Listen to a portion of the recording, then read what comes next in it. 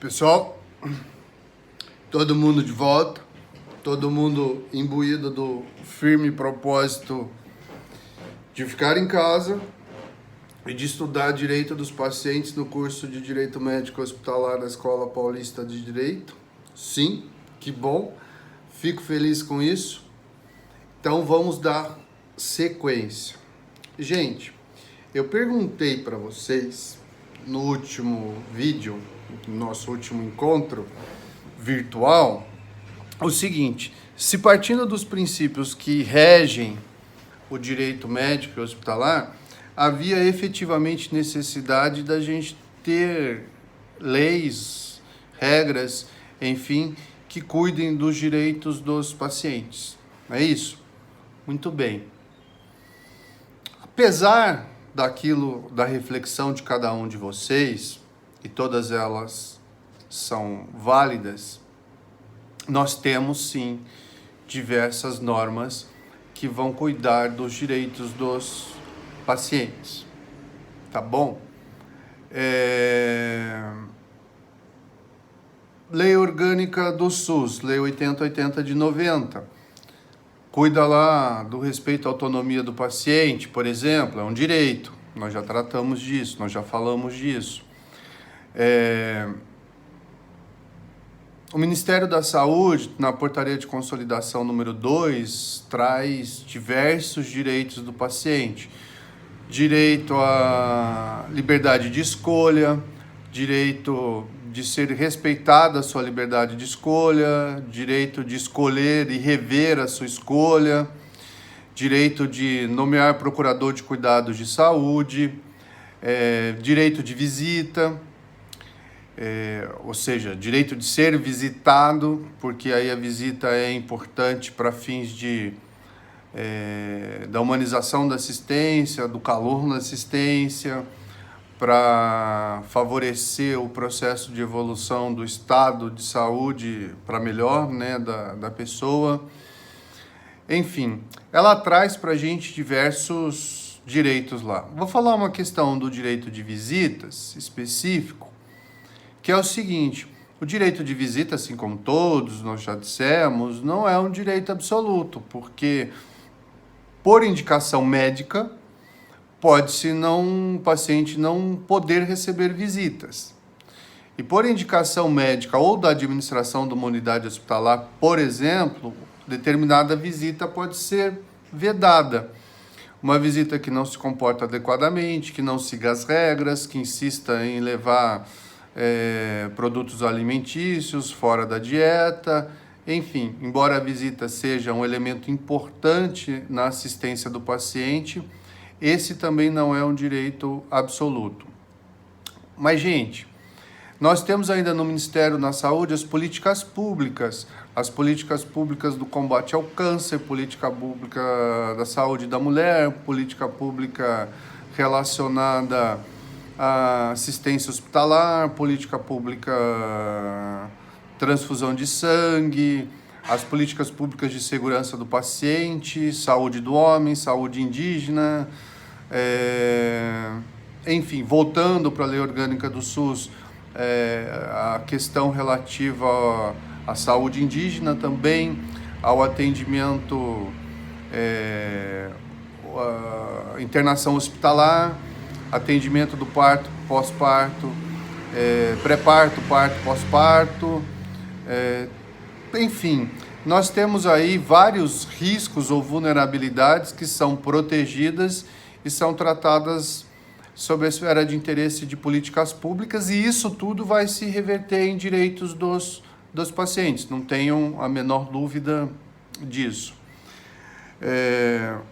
A competência para legislar, a competência administrativa na esfera da saúde, ela não é exclusiva da União. Os estados e os municípios têm competência para legislar sobre a saúde, evidentemente sempre considerando aquilo que não conflite com a Constituição ou com as leis federais que cuidam da matéria. A gente poderia aí discutir questões de vício de conteúdo ou vício de forma de determinadas normas. Vou dizer uma para vocês.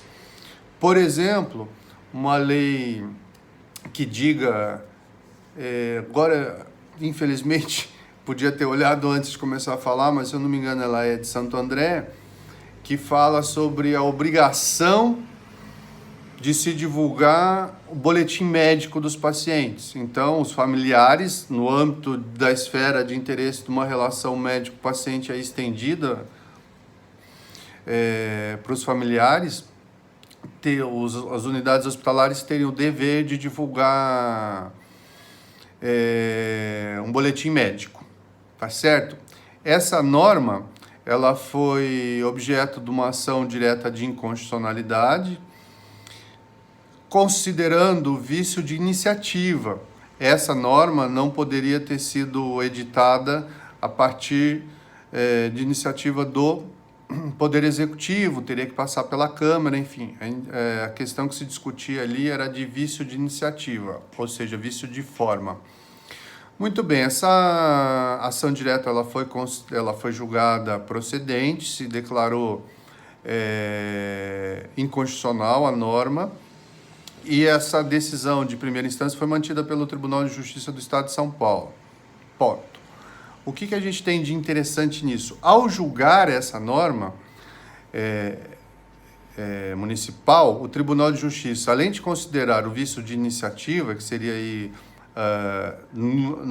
seria um conteúdo do contingente vício de forma, considerou também a constitucionalidade sobre o aspecto material, a matéria nela tratada, porque o boletim de ocorrência não, o boletim médico divulga informações confidenciais do paciente, que ele pode querer que não seja de conhecimento dos seus familiares. Então, essa abordagem foi bastante interessante no Tribunal de Justiça aqui do Estado de São Paulo, considerando a impossibilidade de divulgação de boletins médicos sem o consentimento prévio do paciente. Tá ok? Muito bem.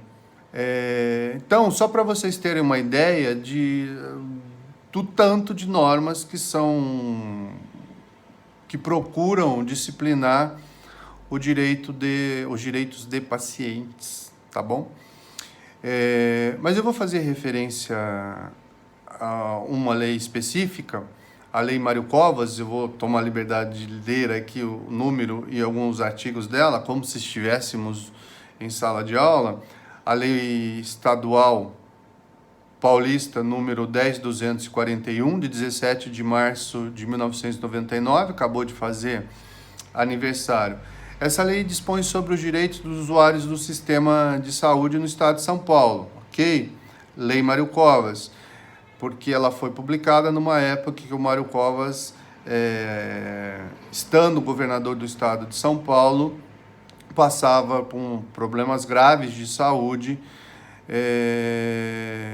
e queria, em tese, pelo que a história nos conta, ver regulamentado o seu direito de recusa de tratamentos. Mas essa regulamentação também ela não precisava de lei, ou só os princípios constitucionais da vedação da tortura e a tortura pela hospitalização. Não estou falando de tortura como crime, mas a vedação da tortura como princípio, direito à liberdade de escolha, enfim, já não seria o suficiente para recusa de tratamento. De qualquer forma, essa é uma discussão acadêmica. Hoje a academia está fora dos bancos, mas está no nosso espírito, né? Mas vamos lá. Esse artigo diz o seguinte: essa lei diz o seguinte: são direitos dos usuários do Sistema Único de Saúde no Estado de São Paulo ter atendimento digno, atencioso e respeitoso, ser identificado e tratado pelo nome. Vocês estão vendo que tudo isso está relacionado com a ideia do atendimento humanitário que nós referimos, com olhar à pessoa e não à doença. A pessoa não pode ser tratada por nome, não pode ser tratada por código, número, enfim. Mas ela traz mais elementos. Ela fala que ela tem que conhecer o nome e os profissionais de saúde têm que usar crachá de identificação para que ela possa identificar a pessoa que está cuidando de sua saúde. Ela tem que receber informações claras e objetivas e compreensíveis, a informação adequada que nós fizemos referência, sobre hipótese de diagnóstico, diagnósticos realizados, exames solicitados, ações terapêuticas, riscos, duração prevista do tratamento, enfim, se vai precisar ou não de anestesia, qual a finalidade de material coletado, qual a origem do sangue, e mais. Ela tem o direito de recusar tratamentos extraordinários ou dolorosos tendentes exclusivamente a prolongamento artificial da vida, ela tem direito de escolher o local de morte. Todo esse contexto, nós estamos vendo o seguinte aqui. É um fechamento da ideia de que deve-se olhar a pessoa e não a doença, e essa pessoa está em situação de vulnerabilidade pela situação doença ou em decorrência da simetria informacional. É com base nisso, com base nesses princípios, vamos chamar assim, da informação ou da vedação da manutenção da assimetria informacional, que nós procuramos, que se procura transformar em regras aquelas diretrizes visando a concretização dos direitos dos pacientes. Acho que ficou meio enrolado, mas a ideia é a seguinte: esses princípios, e efetivamente, que nós tratamos nos vídeos anteriores, efetivamente têm eficácia irradiante sobre o legislador, sobre o executivo, que faz com que efetivamente se busque equilibrar essa assimetria informacional. Vocês viram o tanto de situações que devem ser informadas para o paciente, ele deve entender isso.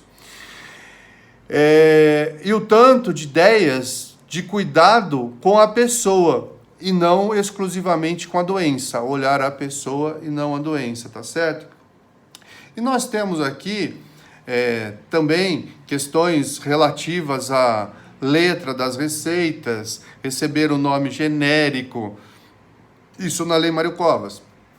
Mas saindo da Lei Mário Covas, nós vamos ter aí normas que vão falar do agendamento telefônico para pessoas idosas, é um direito do paciente idoso, duplamente vulnerável, transporte público, tratamento fora do domicílio, transporte público, inclusive para os familiares, enfim. Nós temos aí diversas leis que vão tratar com maior detalhes direitos do paciente. Essas leis, eu não me arrisco a dizer que a maioria delas são derivadas da Lei Mário Covas, e são esparsas. Código Sanitário de Saúde de cada estado trata disso através de lei ordinária ou de lei complementar. Leis municipais replicam a Lei Mário Covas, isso em São Paulo, em todas as unidades da federação. Nós vamos ter aí leis que vão inclusive garantir a recusa de tratamento. Em algumas normas vão garantir o direito à morte digna e serena. Vão falar do respeito ao paciente depois do óbito em função de sua história construída. São diversas normas aí, diversas regras, diversas leis estaduais, municipais, que vão trazer direitos específicos aos pacientes. Mas que no fundo todas elas buscam o quê? Dar concreção à diretriz, ao princípio, enfim, como queiram, se já chegaram a uma conclusão com relação a isso, ao princípio da qualidade da assistência, da idoneidade, ou seja, da adequação da assistência, da ideia de se olhar a pessoa e não a doença, e da vedação ou do equilíbrio da assimetria informacional existente entre os provedores de saúde e os usuários do sistema. Tá bom?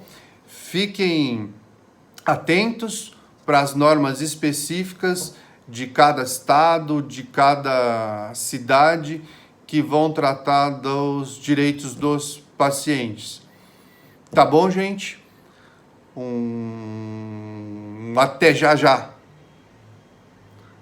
para mais um vídeo da nossa disciplina Direitos dos Pacientes no curso de Direito Médico e Hospitalar da Escola Paulista de Direito.